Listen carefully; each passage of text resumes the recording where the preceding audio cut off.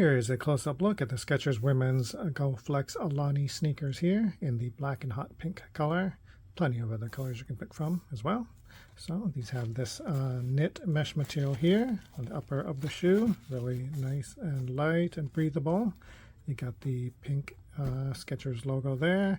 The black and pink laces here. These are elastic laces. They don't need to be tied up.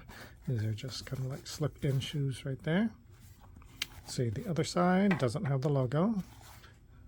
So Skechers Go Walk Flex there. You got the Goga matte insole there, which is really nice and soft and padded.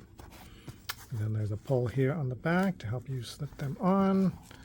So Skechers Go Walk on the tongue there. Some padding on that as well. The midsole and the outsole here are this nice lightweight foam, white color. See how nice and thick it is. Can provide a lot of support and cushioning.